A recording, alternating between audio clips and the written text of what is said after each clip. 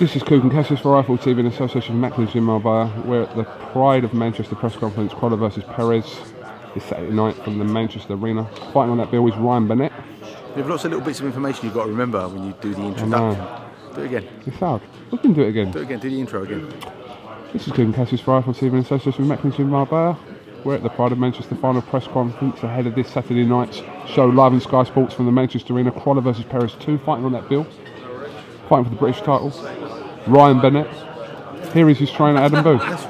You're getting all professional. That's really good. I don't think the first time you said live on Sky Sports. I added that one in. Check it. Ad-lib. Well done. Ad-lib. You really rate this kid? Young man. What's that? He's a young man, 23 years old. He looks like a little... Alright son, alright kid, don't start giving it that. He's a young I won't man. kid him off, don't worry. No. He's sitting there actually behind you. I definitely won't kid him off. Sense something. You said something quite interesting in that press conference, as short as it was. You said that on Saturday Jason will see in one fighter what he's basically seen his whole career in all the fights he's had. Is that what you said? Yes. I'm glad that someone was listening. I quite like that. I didn't think anyone was listening, so shut up. I was sitting next to Joe Gallagher, so I think no one wants to listen to me. That's a bit of a bold statement to make, but you obviously mean that. I was obviously venting a bit of frustration there because I'm a little bit frustrated that people haven't had the chance yet to see what he's about. It's that there's that period in young fighters' careers where they turn pro and they have to have those obligatory fights to get the introduction into the pro game. And as a coach, I look forward to getting past that necessary stage to the stage where you're going to start finding out what someone's all about and how good they can be. The challenges, the tests, the questions, right? And there's no doubt that Jason Booth, regardless of his age, is a challenge for Ryan because he's seen everything there is to see in a boxing ring. Losses, wins, pain, euphoria, speed, power, cunning, all the elements that go into making different fighters good fighters. Jason's seen them all. If you pick the Lee Haskins fight, that everyone thought he was past his sell-by date then. Lee Haskins, an awkward boxer with decent power. And Jason always finds ways of dealing with these styles. My comment about in one fighter he's going to see potentially every style that he's encountered is that I believe Ryan has that type of ability to do so many different things, both from an orthodox and a southpaw position, equally as effectively. He's very quick, very strong, very powerful. He thinks and sees things remarkably quickly, and he's very clever. And I'm just looking forward to putting the stresses in front of him for him to prove that he can be what he is under the spotlights in competitive fights. Is Ryan the smallest weight you've worked with? Well, years ago I worked with Michael McGuire, who I think was a bantamweight as well. But that was a long time ago. And moving down, like having worked with heavyweight, cruiserweight, super middles and middles, I had to reset my tempo on the pads and in the gym. And I remember thinking, this is fast. I must be getting slower, or I've been working with the bigger fellas that just don't have this speed. Until I've gone back and I've looked at other bantamweights and super flies and super bantamweights and realised that Ryan is exceptionally quick. Has the ability to move up? Everyone's got the ability to eat a bit I know, more food. but how comfortable is he at? He's comfortable bantamweight. Yeah. That's bantamweight comfortable. Huge fights for him at super bantamweight. There's huge fights at bantamweight, but there's some big fights. Let's just enjoy the journey to start with, right? Because he's got his first challenge in front of him on Saturday night for the British title. It's by no means an insignificant title. It's a beautiful belt and a beautiful title to win, and that's a nice little bonus to this, first challenge, real challenge as a pro. What did you tweet yesterday? I can't remember what it was. You know what you tweet. You tweeted something about psychological edge. Was it weakness? What about it? Huh? What about it?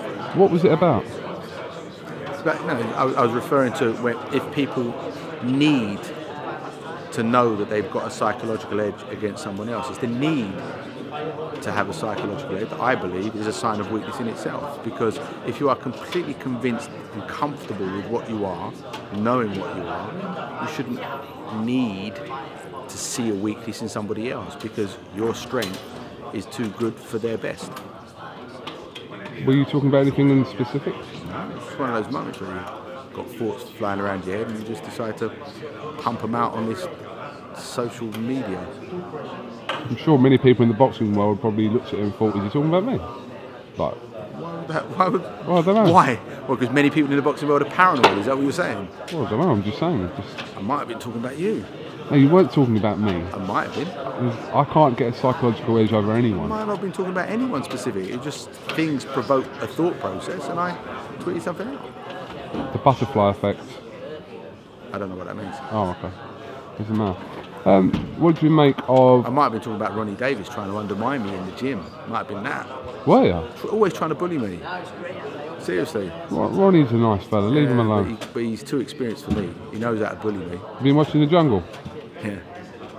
He's doing well. He's coming out of his shell at the minute. What do you Yeah, make now, and I'm a bit paralysed, right, by this public possession, because if I say something publicly like, vote for Chris Eubank to keep him in the jungle, you're going to think, oh, he's only doing that because he doesn't want him in the gym. Oh. You see, I'm paralysed. Vote for him because I want him to win. What do you make of Lady C? What do I make of her? Her, him? Not a lot. I don't know. Entertaining? I guess so, yeah. Yeah, I've been watching it myself. We're here now talking about I'm a celebrity. Yeah, why not? Why not? It has Why not? direct There's too many reference. reasons why not. It has direct reference to you, sort of. Anyway, what do you make of David Haye being trained by Shane McGUIGAN? Well, David knows himself, knows the business, and knows the sport. And if he has seen something in Shane that has convinced him to work with him, then there's obviously something about Shane. So David would be the one best qualified. I've never worked with Shane in the gym, so how can I pass judgment on what he's like as a coach? He's young enough to be enthusiastic enough to keep questioning what he's doing, and that's good for progression. And I think David likes that type of, he doesn't like, the old-fashioned, do your long run, do your bag work, do your skip and do your sparring. He's never been the type of fighter that's responded well to that type of training. So I was always having to come up with 1,000 different ways of getting him to do a run. And if Shane's got that same sort of open-minded, flexible attitude to different types of training, then I think that would suit David. And in time, everything gets shown out in time, and David's decided to make a comeback, and in time it'll be proven if that was the right decision and if Shane was the right fellow to work with. This isn't specific to Shane, but at this stage of David's life, what can anyone really add to David Haye that he hasn't already seen or done before? Listen, you can always make improvements. David wasn't the complete fighter. He had very specific skill sets and strengths, and he had very specific weaknesses. And so, you work on the style to protect the weaknesses and flush the strengths, just like anyone. So it's definitely going to be interesting and exciting to watch it pan out, because one thing you can certainly say about David is that people want to watch him. He brings noise back into the heavyweight division. He brings excitement, a bit of glamour, and a lot of people talking about him in the heavyweight division. And boxing always needs that. Always needs people and fighters that people want to watch. And I'm not talking about the general public. I'm talking about people outside of boxing fans. They want to tune in because he's famous, he's a celebrity, and he can fight, and he's a two-weight world champion. Were you surprised about him joining up with Shane, though? No. I mean, think about it. When I think about it and think who is suited to him, there's not many. There's not many coaches in this country that I think could be suited to David. And because I think Shane's in Battersea, and David's based in Vauxhall. It's fortunate that he's managed to find a coach that suits him that's only a couple of miles down the road. I rate Shane McGuigan, actually. I think it could be a good partnership. One question left for you. In a year's time, who wins David Haye versus Anthony Joshua? Depends on a number of factors. Some boxing related, some not boxing related. In a year's time, I mean, David's very quick and hits very hard.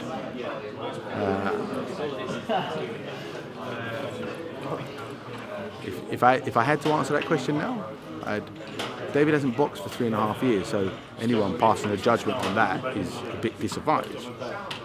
But assuming that David's healthy and fit, and that his timing and speed is there, then I'd have to go with David. What if it was right now? With David working with the unknown, but like I said, if his timing and his speed is there, and he's gone about this the right way, and he's fit and he's healthy, I'd have to go with David. Okay. Adam, thank you very much for talking to IFL TV, and I'm sure I'll catch up with you in Manchester over this weekend. Good to see you smiling, kiddo. I can kid you off, can't I? You can kid me off? Yeah. Go on then. Alright, kiddo, son. Alright. KUGAN, Cassius, Adam Booth, IFL TV, thank you very much. You do your... No?